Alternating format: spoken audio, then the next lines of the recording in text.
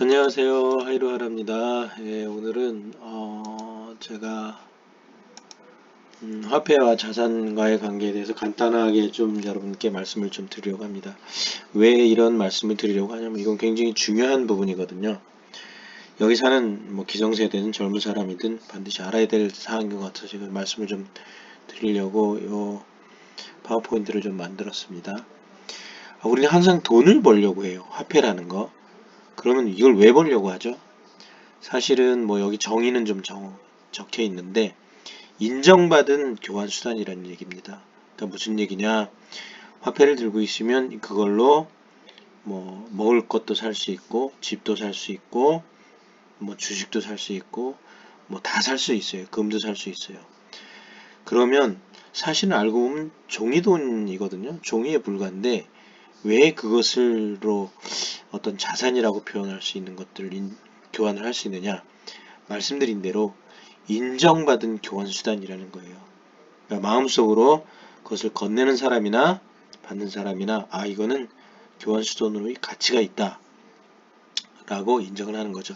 예전에는 사실 금이나 은 같은 어떤 귀금속으로 거래를 했어요. 그런데 그게 보관이 쉽지가 않죠. 그리고 실물 거래를 할 때는 실물이 상할 수도 있어요. 그러다 보니 금과 은으로 거래를 했는데 거래가 쉽지 않아요. 예를 들어서 뭐 10kg짜리 금을 들고 가다가 강도를 당할 수도 있기 때문에 대체 수단이 좀 필요했다는 거예요. 그래서 사실은 이것이 이제 그 여러 1970년도 이전에 여러 뭐 화폐들도 있고 있었지만 기축통화라고 하는 달러가 금하고 연동이 돼 있었어요. 그 가치를 인정을 받기 위해서. 그런데 이게 1970년도에 닉슨 대통령에 의해서 금보이제가 폐지됩니다. 그러니까 무슨 얘기냐? 달러는 1970년 이전에는 1달러당 금 몇 g과 교환할 수 있는 가치를 인정을 받았지만 1970년도 이후에는 그런 인정을 받지 못했습니다.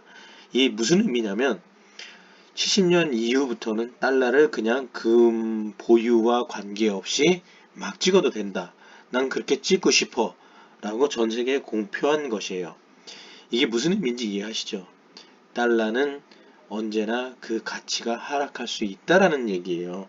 왜냐면 예전에는 달러를 찍어낼 때 그 찍어내는 양만큼의 금을 연동해서 갖고 있어야 했는데 1970년도에 닉슨 대통령이 우리는 그렇게 안 할 거야 라고 선언하면서부터 달러 가치는 지속적으로 하락을 하게 됩니다. 그게 이제 잠깐 여기 근본이주에 대한 표시가 있는데요. 말 그대로 통화의 표준 단위와 그 일정량의 금 가치를 갖고 있어야 된다라는 의미예요. 이것을 벗어나니까 어떻게 되죠? 1970년도 이후부터는 무제한으로 달러를 찍어내게 됩니다.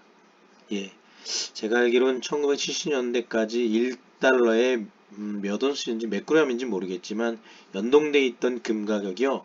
제가 알기로는 5,000배 가까이 그 달러 가치가 하락한 걸로 알고 있습니다. 그리고 그 왜 이것을 알아야 되냐면 달러 가치가 하락을 한다면 여러분 직감적으로 무슨 생각이 드시죠? 예, 자산 가격의 상승과 연계가 있는 거예요. 말 그대로 자산 가격의 상승이 아니고 돈 가치 하락인 겁니다. 지금도 뭐 아마 밤새워 윤전기에서 달러를 찍어내고 있을지 몰라요. 그런데 이건 달러만 그럴까요? 그렇지 않아요. 원화도 같은 의미예요. 지금 보시면 우리 GDP가 42,000달러 내외인 걸로 되어 있는데요. 이것이 만 달러가 얼마였는지 저도 정확히 기억하진 않지만 여러분 서울의 아파트가 왜 올랐다고 생각하십니까? 공급이 줄어서 그것도 일부 있겠지만 사실은 무제한의 화폐 발행이 원인입니다. 우리는 기축통화가 아니라서 그렇게 발행 안 했다고요? 그거와 같은 효과를 내는 게 있어요. 그게 뭐죠? 금리 인하입니다. 금리 인하는 박근혜 대통령 때 최고 금리가 5%까지 갔었어요. 기준금리가. 지금은 0.5%예요. 그럼 몇 프로가 하락한 거죠?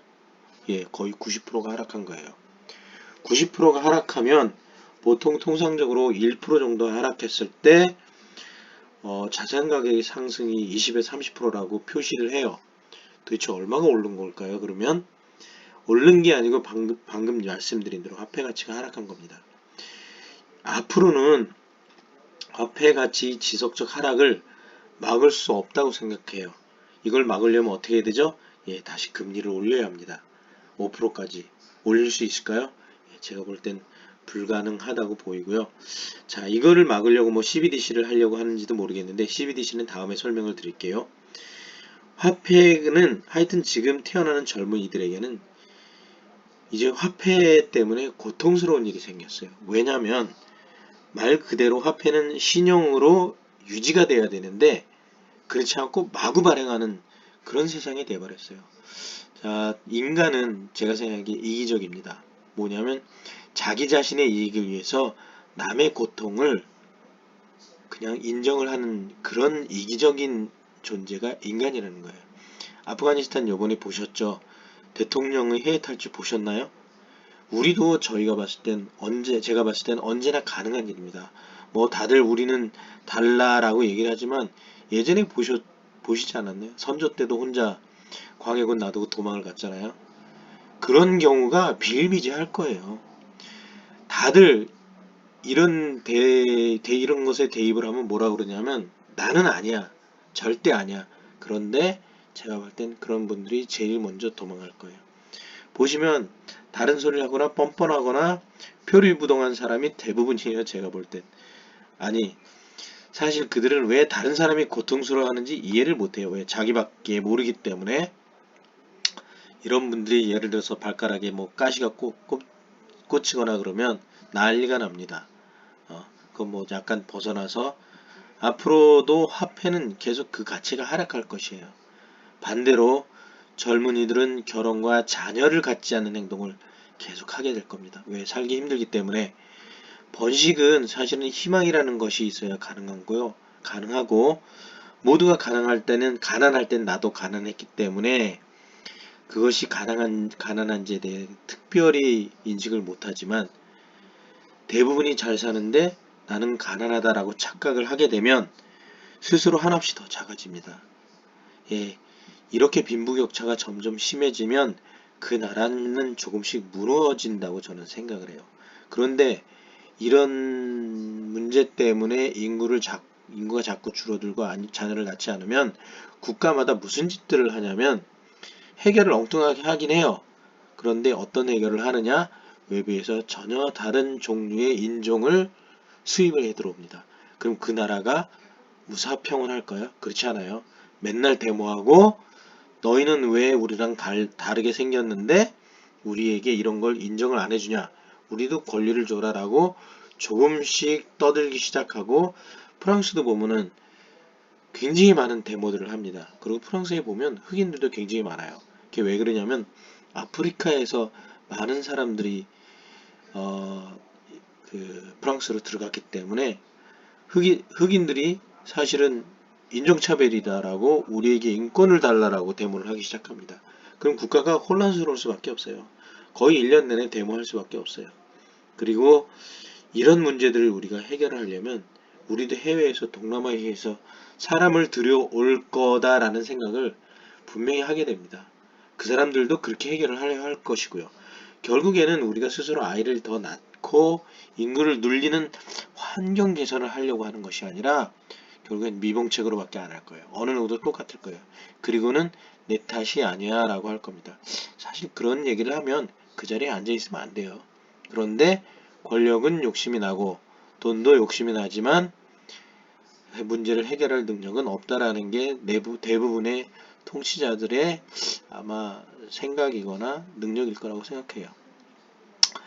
사실 이런 생각을 하면서 앞으로도 화폐 가치가 이렇게 지속적으로 하락할 거라고 생각하면서 무슨 문제가 생길까요? 예, 말 그대로 젊은이들이 집을 구하기가 너무너무 힘들어집니다. 화폐 가치는 맨 처음에는 천천히 하락하다가 일정 시간이 지나면 급격하게 하락하는 경향을 보여요. 앞으로 인구가 급속히 감속해서 전국이 빈집천지가 되지 않는 한 젊은이들은 취직하자마자 집 먼저 구하고 평생 그 집값을 갚는 세상이 될 겁니다. 그런데 그렇게 되더라도 집을 구해야 될지도 몰라요. 진짜로 우리 인구가 5천만에서 1,000만 정도로 남아서 전국에 빈집이 생기면 그때 집을 구해야 된다? 아, 정말 막막하지 않나요? 예. 사실은 어떻게 보면 그런 방법이라도 구하라고 권하고 싶어요. 그런데 현실이 사실은 그러면은 거의 한 100년은 지나야 될지도 모릅니다. 아니면 여러분이 기업의 CEO가 돼서 많은 돈을 벌어갖고 언제든 더 많은 돈을 주고도 집을 살 수 있는 그런 능력자가 된다 그러면 가능할 수도 있어요. 하지만 그렇지 않다면 젊은이들에게 우리 앞이 미래가 정말 좀 암담하다라는 생각이 들어요. 제가 이런 말씀을 드리는 건 저도 사실은 기성세대입니다. 기성세대에게 현재의 문제점을 해결을 하라라고 저 또한 이렇게 기존의 기성세대에게 어떤 울림이라도 외침이라도 하고 싶어서 이걸 만들었고요. 젊은이들도 지금 우리나라가 어떻게 돌아가고 있는지를 조금 아셔야 될 것 같아서 이 동영상을 만들었습니다. 예, 오늘은 여기까지고요. 앞으로 주기적으로 여러분들이 알아야 될 기본적인 경제에 대한 것들을 좀 동영상으로 만들어서 올리려고 합니다. 많은 시청 바랍니다. 감사합니다.